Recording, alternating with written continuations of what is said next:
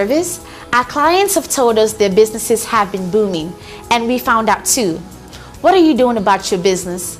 Do you want more clients? Do you want more people to know about the services that you do provide? Do you have a luncheon coming? What about your premieres? Call MBC. Advertise your birthdays, weddings, anniversaries, church program, or request our coverage at your function. MBC, at your service 24/7. Call 832-887-6452 or call 281-888-9502. MBC, your favorite station, sharing African views.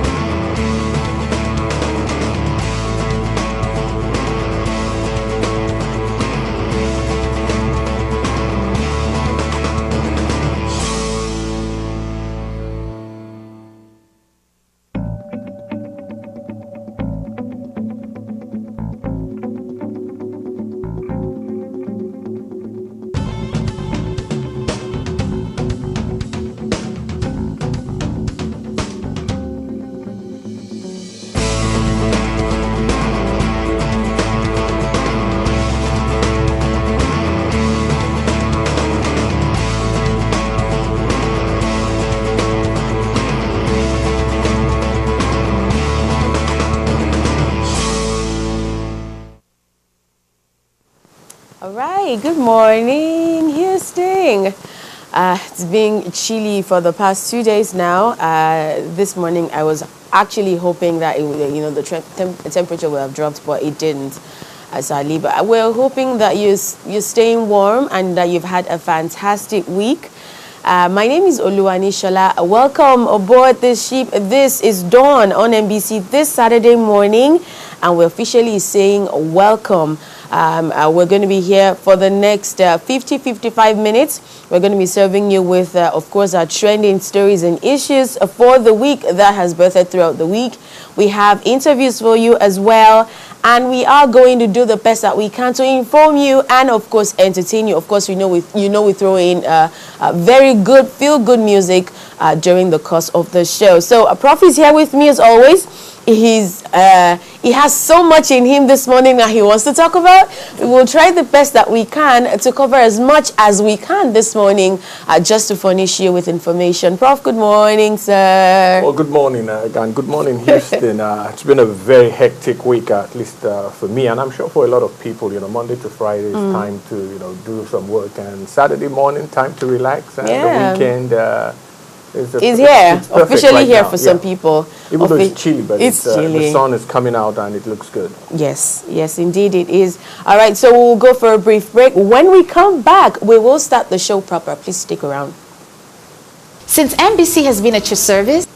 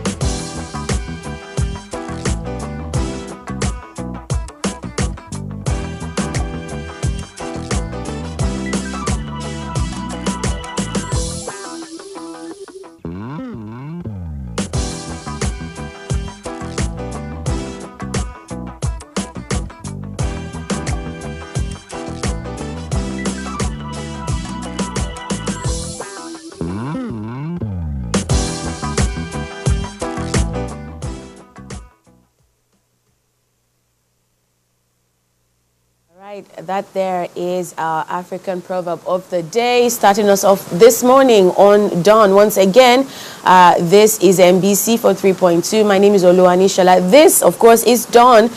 We are always on your screen from this minute, no, not this minute, between 10 and 11 every Saturday morning. For now, we will be furnishing you with the trending issues and stories that have made the rounds in the news in the course of the week. And we are going to home country Nigeria, where the president, I think as of yesterday, started his 5-day vacation. Prof has something, he just said something to me now that has really kept me like really thinking that maybe this is true. But yes, just in case you don't have that information, President Muhammadu Buhari has started his 5-day vacation, and he has assigned the vice president, of course, to act as president. He began his vacation, and a statement by the special advisor to him on publicity and the media, Femi Adesina, says that while Buhari is away, Vice President Osinbajo will be taking over and doing all that he can to move the country forward. So, Prof, you had something to say. Well, Do you want to share that? Well, no, look, I think most people that understand how this works, you know, when a president informs the National Assembly and is handing over to his second in command for a period of time, it's very, very likely this is just not a regular holiday, because when Obama goes on holiday in Hawaii, he doesn't hand over.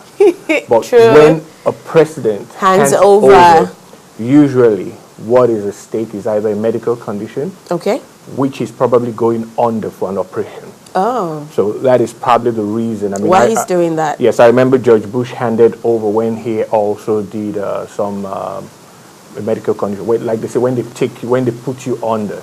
Okay. You know. Okay. You know, so that happened. So I mean, and I think this is a very short one because he's asked for only 5 days. Just for 5 days. Just asked for 5 days. So, but what but that's really what I mean. I can read into it, and there have been some stories that maybe that his travel really was more of a medical that he's going to and London. Even prior to this time, he's been traveling a lot. Look, in his 8 months, yes, as at December, he had he's traveled 17 times out of the country and 15 to Europe. Okay. But again, what this tells me is that one of the areas we have to strengthen is the medical institutions in Nigeria. Yeah, if the president of the country has to keep going abroad to take care of that right there is actually one of his travels. He was in London on Thursday, and he really spoke to the Nigerian community there, shed light on so very many issues, the Naira devaluation, all sorts, and it was really a good one. Yeah, the TSA or what they call the it, TSA, the yes, Treasury, whatever account. He actually said that that account was able to recover about 2.2 trillion. Well, I don't think we should use the word recover, because that account was set up to plug holes. Okay. So it's not about recovery. Okay. It's about actually holding down money.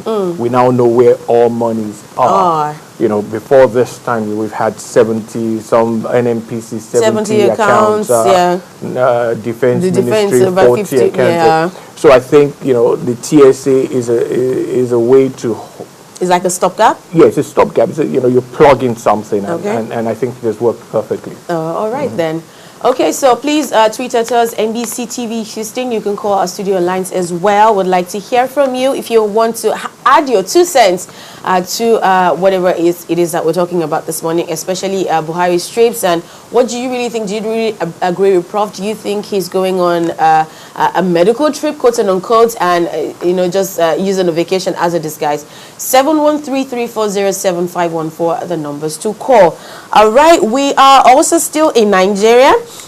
This made the rounds during the week as well. It was really very worrisome for me. 10,000 workers actually we hear about to be laid off by Shell right in Nigeria. Yes, this is coming from the falling oil price because of the downward slide in the oil price in the international market. The international oil firm Shell is planning on cutting down on 10,000 jobs. 10,000 jobs. Prof. 10,000. It's unfortunate. But Very, look, very. Not for us, 5,000, 10,000. yeah, for us in Houston here, I mean, it shouldn't be a shock. I mean, I don't think, I'm sure most of us have friends that have had to be, laid off for some time now because of the same oil price that has really gone down. Yeah. So, I mean, It was really but crumbled. I'm surprised that Shell, 10,000. I mean, 10,000. to be honest, I didn't even know they had 10,000 workers in Nigeria. So that's a big actually, number. yeah, it is a big That's a number. very big number. The federal government has actually started pleading with these major oil companies. I think it's just not Shell in Nigeria on this mass this plan to sack. There's very many people. Chris Ngige also came in, stepped in, and explained. And I don't know. When I hear the government saying that. When the government says they're going to plead with a private company. Look, the private company is in business to make money. I mean, and if it cannot make money, do you want the whole company to collapse in order to hold on to workers? It doesn't work like that. It just doesn't work like that. I mean, the government should stay out of it. These companies would retain those they can retain. And then, unfortunately, lay off those that cannot, and then look, all we have to pray is that all gets back into demand, and then the price goes up, and then people get their jobs back. Yeah, a lot of them normally do. I mean, it happens here all the time. People are laid off and they get their jobs back. Okay. Yeah, but it's sad though. All right, very sad. All right, so another very should I call it sad? A little. I found it a little. It's troubling. Very troubling. Sorry, thank you for that word. Because this Nigerian girl who was eventually redeemed off of the clause of the sect in Nigeria, Boko Haram sect. She was kidnapped, of course, but she got in camp. She got married. She relayed her story. It was on a popular TV channel during the week as well. She said she'd rather be back with her husband. She relayed her entire story, how she was captured, how she eventually got betrothed to this guy, how he had his name carved on her tummy. She has a child for him. She'd rather be there with him. She's in love with him. What do you call that, Prof? Well, I wish I knew how to either say it in Hausa, but this is what we call Stockholm Syndrome. Okay. Where you actually fall in love with your captor. And this is what we're seeing here now. It's unfortunate, but again, she's a human being. She's been living with these people or this person for almost 2 years now. And she's gotten comfortable. She's gotten to like the person that her name, or the guy's name is carved on her tummy. I mean, look. And they have a child together. And child. In her words, she says, she said she was delighted to discover that she was pregnant with his child, and she just wanted to give birth to his child. But finally, someone came to her rescue and got her out of that place. She just wants to go back to him. I don't know what to say after that. Look, she's not a grown woman. She has a child. She says her father has been taking care of that child, but no, she just feels out of place in that house. But it does happen. It does. Seen it happen in Western world, and that's why it's called the Stockholm Syndrome. I feel she's certainly traumatized. I feel she's. There's no doubt. Yeah, and she's been ripped off of her innocence. So I feel that's her life. That's her world right now. Well, anyways, good luck with that. Okay, so some really very extraordinary news coming from another Nigerian. Actually, she's just 26, and we understand that she just emerged the youngest PhD law graduate off of the Center of Human Rights at the University of Pretoria. Very fantastic. That there she is. Her name is Romola Adeola. And according to the institute, at just 26 years of age, Romola has set a record in being the youngest person to obtain a Doctor of Laws degree in the 30-year history of the Center for Human Rights. And she's only the second youngest person to achieve this in the Faculty of Law at the University of Pretoria, since its establishment about 107 years ago. She was the last as well in Nigeria before she moved out. Well, look, I don't want to use the word, I've just For those of you who don't know, last week is the Lagos State University. Yes, I've just been to drop asked to maybe write something about Nigerian exceptionalism. Now, this is an exceptional young lady. Yeah. But part of what I'm trying to put together in my writing is that why do we become exceptional outside Nigeria? And not in Nigeria. And not in Nigeria. So that's really going to be the focus of my writing.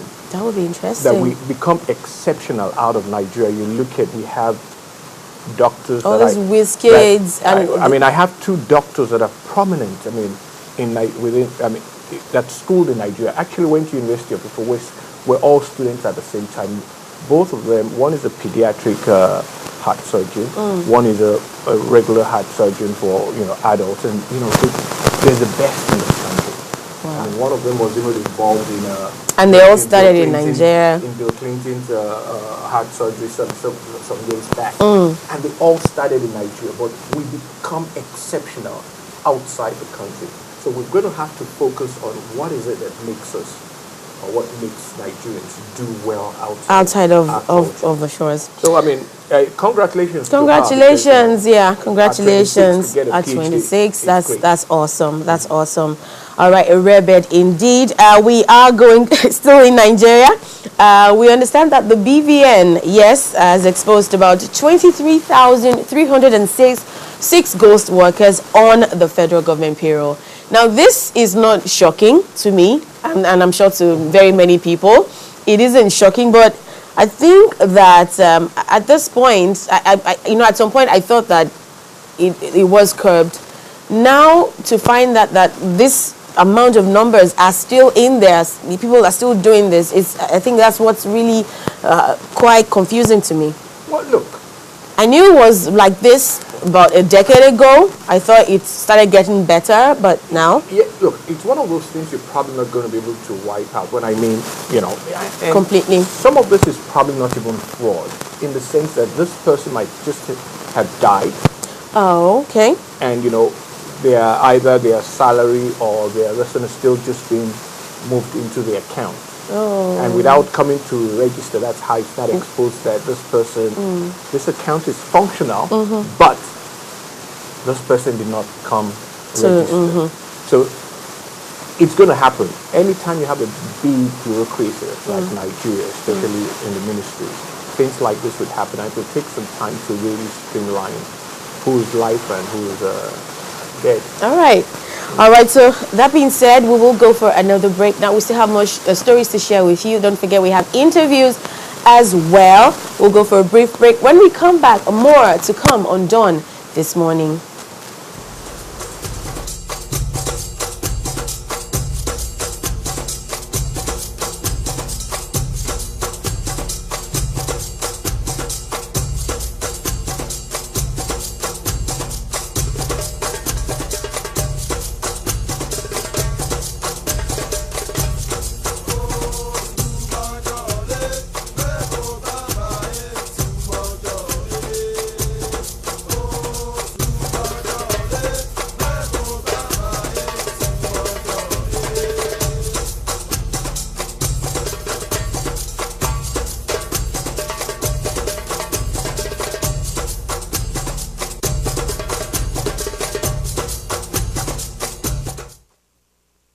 Welcome back. Still Dawn on MBC. My name is Oluwani Shola. Glad to have you join us this morning. One more story to share with you, then we'll go for a brief another break. We will be doing a book review this morning, the very first on Dawn for this year. You will be seeing more of the man, and you will be getting to get more information on books as well. But for this story, Prof, it was very funny. This woman walked into her own funeral. Yes.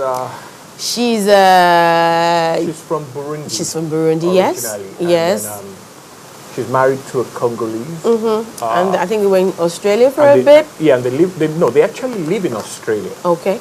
And then she went home to Burundi for a funeral, I think of her sister or of some relative. And while she was home, yes, the husband planned to have someone come kill her. Planned for her to be killed. And I think those guys, I think they took mercy on her. they took and did kill her. Yes, they actually said that they don't do women. They don't kill women. Yeah, they don't kill women. And the thing they did was also, they recorded the husband talking about killing her, so she could hear her husband actually say kill and her. I think they actually called him as yeah. well Just while they had her with, and she could hear her husband's voice audibly well. She said she was really very shocked. The man already planned it, thought that you know the deed was done, and she walked into that. If that happens to someone you know, Prof, what advice would you give? Look, here is a damaging part of what I would call our culture. And when I say our culture, I'm talking about black culture, African culture. The Congolese man, obviously, I think I don't know whether he's an Australian citizen yet, but all this now transpired in Australia because she walked in on her funeral service, in the sense that the man had organized a funeral service. I still can't wrap my head around why he would do that. Telling neighbors that she had died in an accident when she went back home and all that. So he had just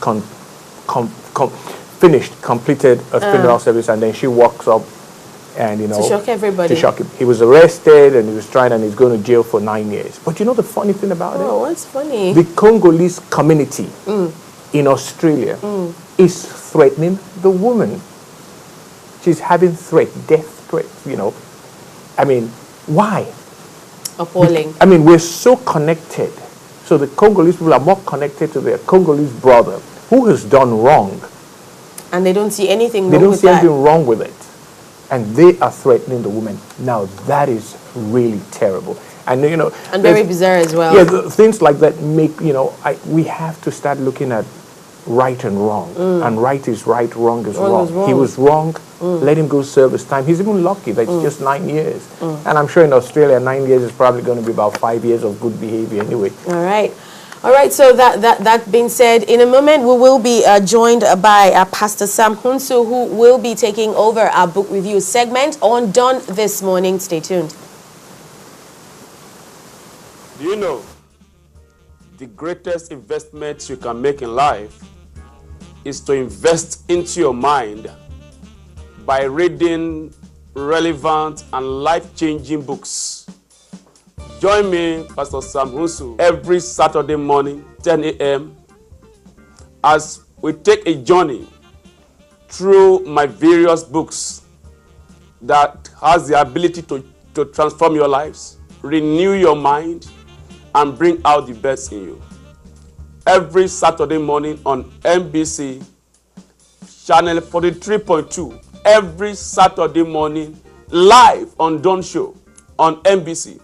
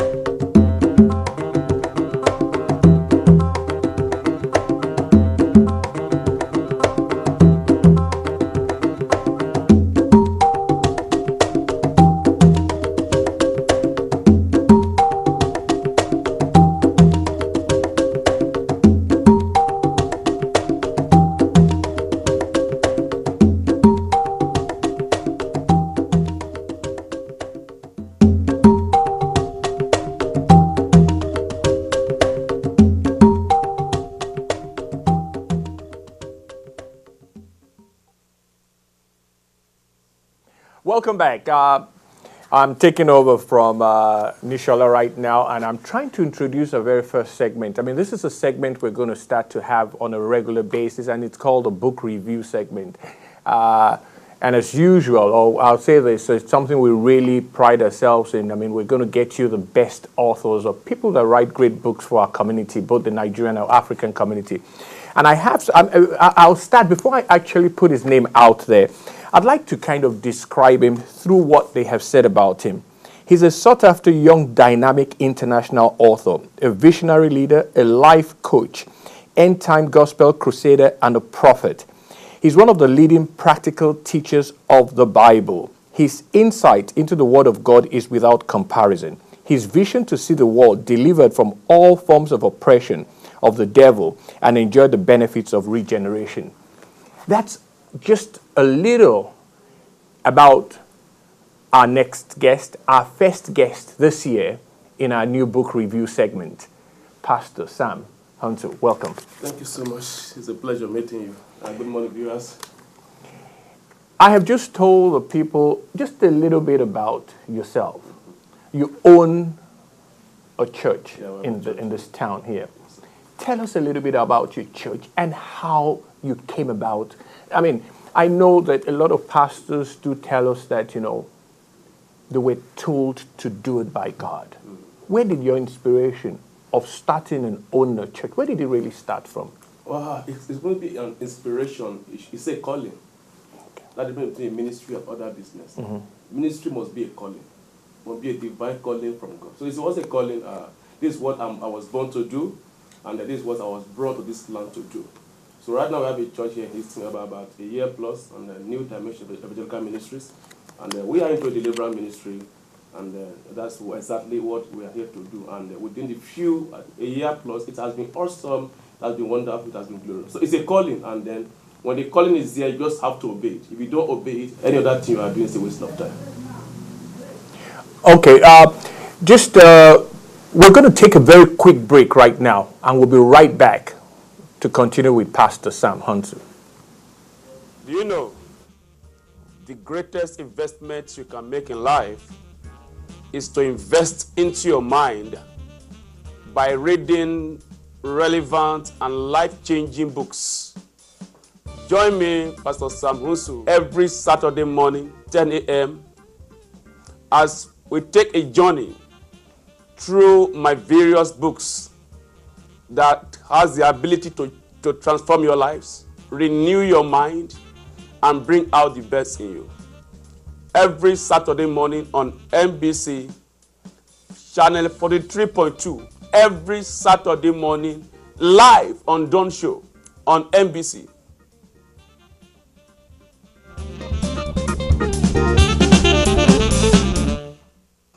Do you know the greatest investment you can make in life is to invest into your mind by reading relevant and life-changing books? Join me, Pastor Sam Hunter, every Saturday morning, 10 a.m., as we take a journey through my various books. Welcome back. Like they say, we had a little bit of a technical hitch and all that, but we're right back and we're ready to go. Again, with me is Pastor Sam Hunter, who has a church or a ministry that he runs out here, New Dimension Evangelical Ministries, NEDM. He's located somewhere on Bisonet, which is really more of the Nigerian neighborhood. I've said, I keep telling some of my friends that about time that Bisonet has another name. It's time we fought the city. Give us an African name on Nigeria. Yes, it's time we fought the city council to give us a Nigerian name. Like some of the, we have some of the areas in Bel Air that has Chinese names because of their dominance in that. We dominate Bisonet. So, but again, let's go back to one of your books. Yes, sir. Victory to Victory. Inspirational daily devotion. I mean, I don't want to say it from just my own personal thing, but daily devotion is really key to how we live our life. And you have written a book. Tell us about this book. Thank you so much, sir. I think it's very, very important because you see, every day we face challenges. What we consumed or what we're able to study, to read before we go out, determine how we're able to overcome the challenges we face on a daily basis. And that's what this book is all about inspirational, success bullets, teachings that will empower people to overcome everyday challenges. A day, there's a portion you read, you meditate on them. As you go out, whatever confronts you at that moment, at least you know you have read something that will have given you a background that, oh, this challenge I'm facing, I can come out from it safely and then come out with a better result. So that's what it's all about. Yeah, I mean, obviously from what you're saying, the word inspiration, inspirational, that means you read something, it inspires you to go out and get a better result. And get a better result. Exactly. I look at some of the things you read. Are you depressed, heartbroken, confused, rejected, experiencing all-round failures? So what you're saying is that a book like this for daily devotion comes in handy to move you along all that bothers or ails you. And that's why it was called victory to victory. Victory to victory. So it's not coming from failure to victory. It's that you're already victorious, but you add more to a victory. Actually, everyone is victorious, but there is more we can do despite what we have achieved. No matter the predicament anybody is going through, the person can actually go out of it and get a better result. So the book motivates people to go out there and get a better result, outstanding result for that matter, in all we do. One last thing. I also see from what you do, you have a prayer line. And, I have never used a prayer line before. I mean, I'm of a Catholic linen, if and when I do, I can talk to my priest occasionally and all that. So, I'm not in. How does a prayer line work? Who answers and, who's there to work with the other person on the other side of the line? Well, the prayer line just works like what we are doing right now, a live show, just like a live prayer, whereby people calling from various parts of the nation, even outside the nation, people calling. And then I host it, and then we pray together, and we talk about the Word of God, and encourage people to go out there and get the best out of life, and they should not allow the failures they are confronting to actually affect their success or their determination to become something great in life. Your other book, The God of Jabez. The God of Jabez. Yes, sir. I haven't really read it, but I've looked through it. Tell us what they said, the God of Jabez. What does it mean? I know that, those that are very familiar with the Bible have a little bit of understanding of this title. But give us a little bit of what does it contain? You are from the Bible, 1 Corinthians 4, verse 10. We see a story. There's a very, very pathetic one for that matter. The story of Jabez is a story that everybody needs to learn a lesson from. Jabez was born into a family, a cursed family. But the mother cursed her right from the womb because of the stress of birth. But Jabez did not allow that background to affect him. I don't tell people something that say, don't allow your background to lay your life on the ground. Anybody can be born into any family. It doesn't matter. It is what you do with your life, how close you are to God, that determines what you become in life. I came from a background where nobody make any success in life. But by God's grace, I determined that I want to make something out of life. And today, it's a different story. So Jabez is someone who found himself in a family that nobody make any progress. But what did he do? He didn't keep quiet. He cried to God. That's what the book is about. He cried to God, and God answered him and turned his story around for good. So it's a prayer book. It's actually a prayer book. 21 days spiritual exercise for dominion and restoration.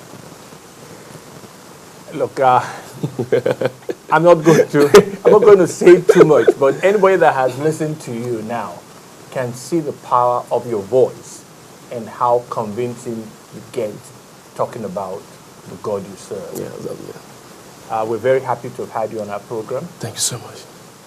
Come back again when you write. I'll be here next week. When you write another. By God's grace. And I will come with different titles, not this one. We'll be here. All right, sir. Thank you so much. It's a pleasure. So we'll take another quick break, and I think it's a musical break this time. And when we come back, we're going to switch from the Bible to the arts. I mean, and I it's one of those things we do. But again, we're going to get to one of the very popular local or international musicians of Nigerian background in this town. So we'll be right back. Stay tuned.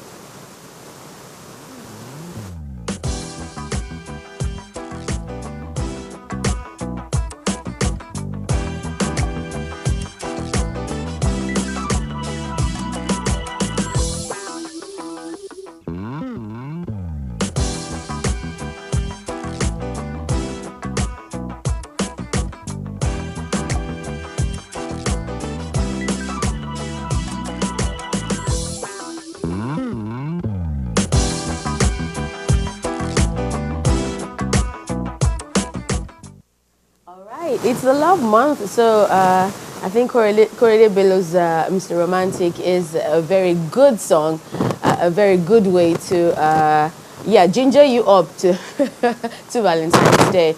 All right, it's still Dawn on MBC this morning. We just did the book review, and I have with me here as a guest this morning a very well-renowned artist, a prominent one right here in the city of Houston, a seasoned professional. Ladies and gentlemen, please welcome with me Mello. Good morning. Good morning. How are you doing today? All right. And how has it been so far? How's your week been? Oh, I thank God. Okay.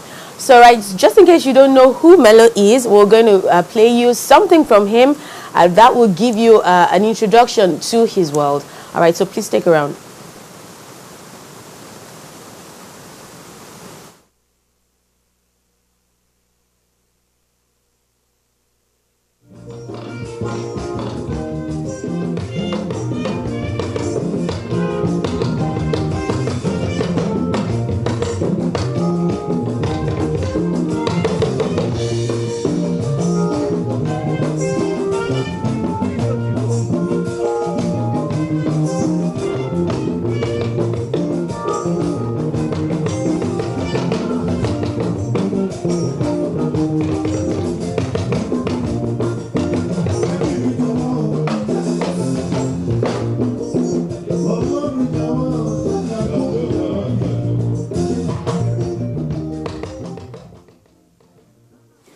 So just as his name depicts, a very sweet, soothing, juicy sound coming from Mello. Welcome again, once again.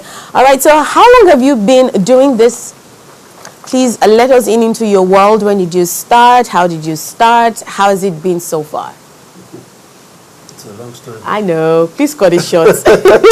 Please cut it short. I don't think we have that time. Just cut it short. Well. Yes, sir. All right. Yes, sir. Well, it's been a long journey to music. All my life, like I said, all my life is music. Right from age 6. So. Oh, I thought you would say right from your mommy's womb. No. Actually, my mom was a singer. Oh. Yeah, she was part of the Good Women Choir. Oh. Yeah. So, and my dad is a choir master, still a choir master. Wow. And who's a church. So you have like, music in your genes. Yes. Wow. So I used to make a joke to my people that even if I should become the president of America, you still see me on stage. Fantastic. Anything I do, if you take out music from me, just kill me. Oh my goodness. So. All right. So how long have you been in Houston, and how has it been so far? In Houston, I got here 2000. So I can say this is the 16th year in Houston. I've been playing for 16 years. All right. You have a regular joints? Do you have a particular place where people can come see you probably every week? We don't do joint thing. Okay. I've done that. In the past? Was my past. Okay. So I don't want to do it again. I just do private parties. Okay. You know, like the show you just showed, that was a show at the downtown. Oh, okay. Yeah, so shows like that, I do that. Okay. But clubs, you do gospel? Yeah, I do juju gospel. I was going to ask what genre particularly are you into? Like my thing we say, it's all that sounds. But people kind of put me in juju gospel. Genre. Yeah. Okay. Area. Okay. But I do everything. Anything music, anything that sounds makes music to me. Wow. Fantastic. Okay, so Mello, we'll be hearing more from him again. I hope that my producer is there to play some more from him. I'm going to be asking him random questions. Random questions. This is not related to music in any way. I want to take you off music totally. So I'm going to do that. We'll just take a brief break to see what Mello has for us again. And then when we come back, we will round up. I would just get ready. No problem.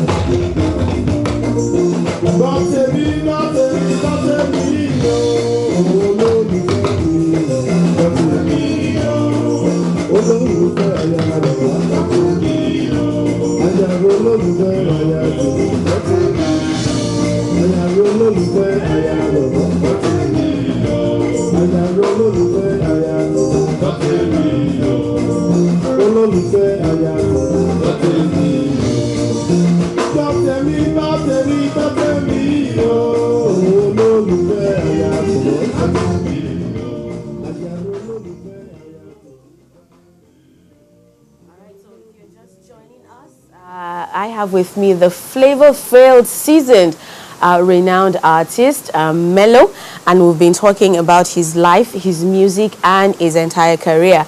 All right, so now I'm going to be asking you just random questions. First off, I want you to tell us your top 3 Juju artists of all time. Your top 3. Top 3. Top 3, yeah. Top 3. Number 1 is Chief Commander Ebenezer Obey. Okay, Babak Bafare. Yeah. Okay. King Sonny Ade. Okay. And I will like to come down Okay. to my friend, my good friend, Wale Thompson. Ah, nice. Your top 3 reggae artists as well? Oh, Bob Marley. Okay. He gave it to me. This man that's just died in Côte d'Ivoire. Forgot his name. And I always reckon with Majek Fasher. He is a musician. Though he's not doing well right now, but I respect him. A legend. All right, so plantain chips and dodo. Which would you pick? I told you I was going to ask you random questions. Plantain chips and dodo. Which would you prefer? Dodo. I can't eat rice without dodo. Ah. Yeah, you have to put, even if it is one, put it by the side. So if anybody is going to whisk you away now, what typical African dish would be in front of you that you would say, okay, with this dish, I'm just going to go with you? Pounded yam. And? For you. Oh my goodness. Awesome. All right, so we've been joined with Mello. We will be playing more of his music, yes, over time, and be sure to catch him anywhere and anytime, yes, and yes. That would be about it. Your challenges, though, how has it been so far? You said you've been doing this for about 16 years now. Yeah. What would you say that your greatest challenge has been? Oh. Especially here in Houston. Well, I don't have any challenge, but the challenge I have, I think, is personal. Okay. Yeah, and people have been troubling me about it, and that is to release an album. An album, yeah. Okay. Everybody want to. Why don't you want to do that, though? I don't know. You don't know? I don't know what is delayed, but I think that juice is going to be broken this year by God's grace. And in 5 years, where do you see the Mello brand? Oh, all over the world. All over the world. Yeah. All right. We will be looking out for that in 5 years to see you on CNN and on international TV. Yes. All right. That will be it with Mello this morning. When we come back, we will round things up on Dawn This Morning. Stay tuned.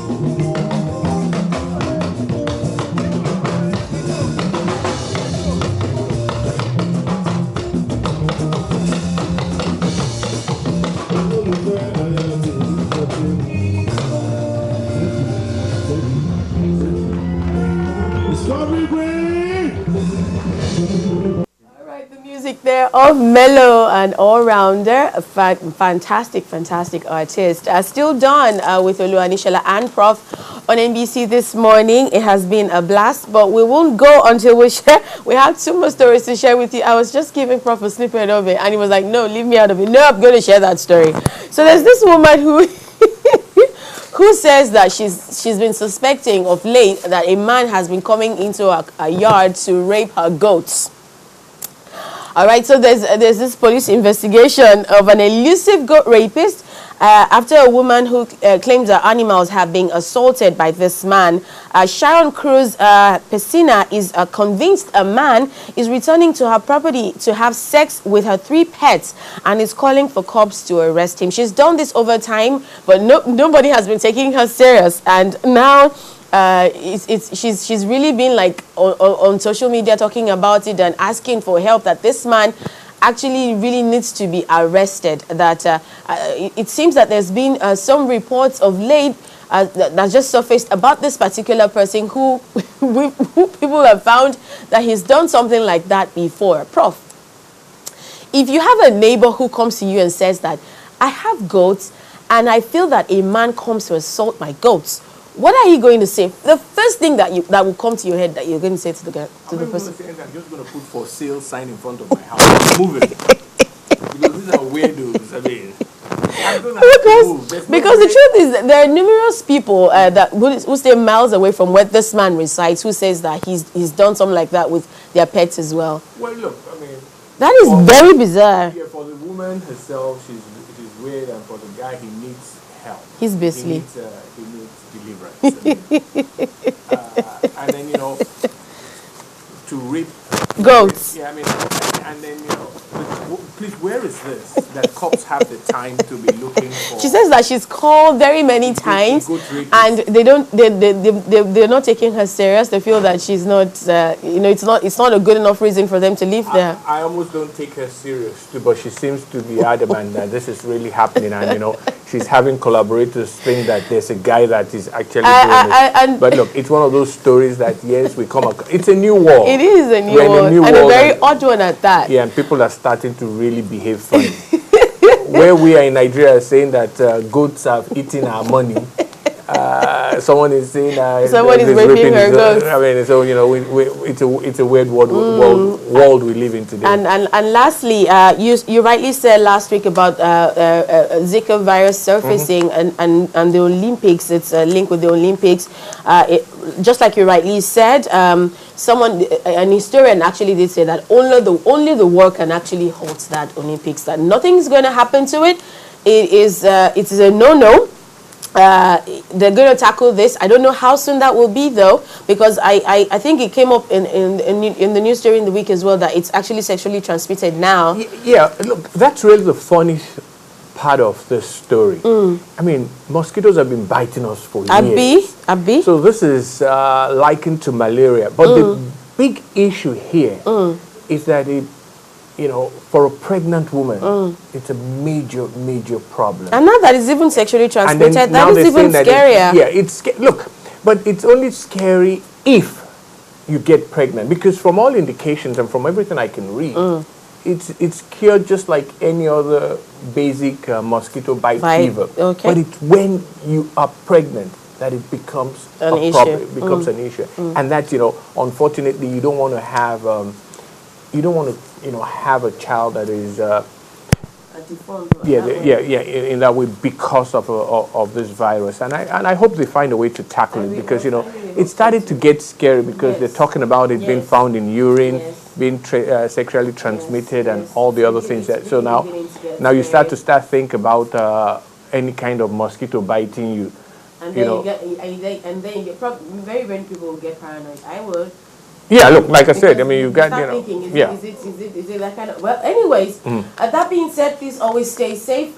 Please make sure that your area, wherever you are, is really very, very clean and tidy. Make sure your nets are in place. You have disinfectants and repellents as well. That will be all for it this morning on Dawn. We hope that we've had you informed and, of course, entertained. Don't forget, next week, the book review, yes. We have that news segment now. And yes, don't forget what's trending Houston as well. Please go to our Facebook page, like us there, drop your comments and suggestions. If you have stories to share with us right here in Houston, we'll be very happy to share it with the rest of the world on Dawn. My name still remains Oluwani Shola. It's been a blast once again. Thank you for staying tuned. Prof, say your goodbye. Well, I'll go with you what you normally say. My name still remains. My name still remains Patrick Omosagi. I hope you all have a wonderful weekend. All right. Take care of yourselves, people. Bye-bye. Bye-bye.